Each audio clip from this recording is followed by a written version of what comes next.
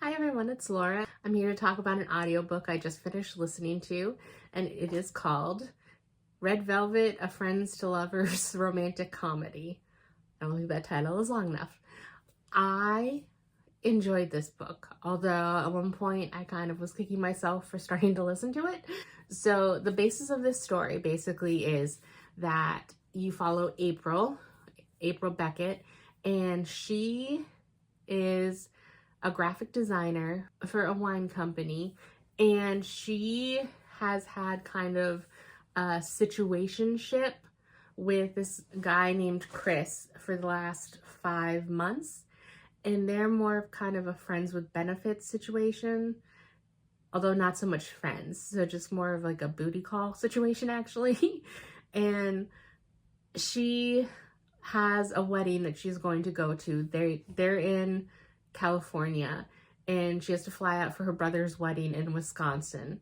And he is supposed to be her date because when she was young and dumb and 19, she made up a fake boyfriend, and she used her graphic design skills to Photoshop photos of them. And obviously that kind of blew up in her face, and her family still, 12 years later, has not let her live it down.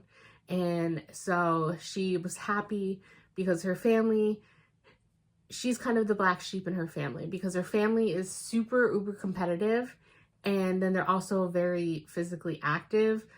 She's a family, she has 2 older sisters, and she has an older brother, and she's the baby. But her brother and her sisters and even her parents were all well regarded in different sports, and even her father in one of his sports, and I forget if it was soccer or baseball or something, he was kind of MVP of his over 50s recreational league type thing.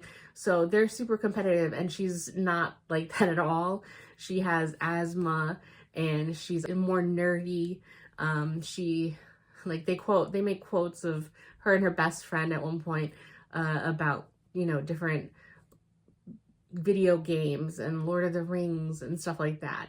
And so she just feels kind of like an outsider. But Chris, the guy she's been seeing for 5 months, he be right what her parents and her family would expect. He is super conscious about what he eats because he's super competitive in marathons and triathlons and into physical fitness and all that stuff. But he backs out at the last minute, a week before she's supposed to fly out to the wedding. And so she's terrified because she has no way to prove that they were together because it wasn't a very serious thing. Like I said, it was more of a booty call situation. So he has nothing on social media with her, and she has no way to prove that he's real and that this was true, that they were together. And so out of sheer desperation, she calls on her best friend, Brody Blackwood, who is the son of the owners of the wine company that she works for. And he's also in an adjacent department. They've worked together collaborated on projects and stuff together. And so he's also a computer nerd, and he watches Marvel movies with her, and they hang out and everything. And so he had gone through a really rough breakup 3 months, I think it was 3 months before, and she helped him through that. So out of pure love for each other as best friends, he offers to go with her. But what made me hesitate is because I kind of love the fake dating trope, but he wasn't going as himself, and they were pretending to have a fake relationship. He was going as Chris. So even though he works out, he had to pretend to be a marathon and triathlon level athlete, and he's not. So I knew at one point that was just gonna spectacularly blow up in their face, as it must in any media, any movie or show I've seen pull something off like this. And I was not looking forward to that because I'm super self-conscious and get secondhand embarrassment a lot in those situations.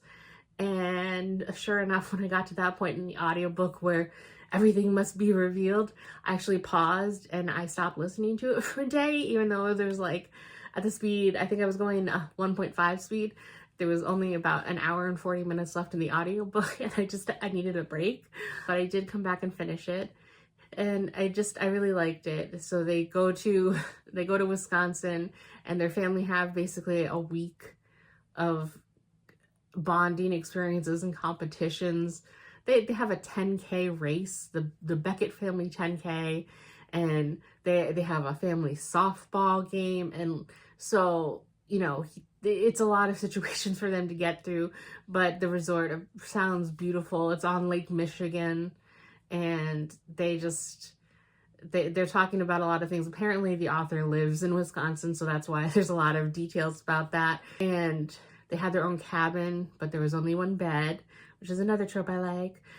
But basically, obviously, Brody and April kind of discover feelings for each other during this trip and realize that sometimes the best romantic partners are actually your best friends to start with. And so I really liked it overall. Like I said, I did get hesitant and I did pause it when it got to the big blow up of everything. But I did come back and I did finish listening to it. And I did really like the book overall.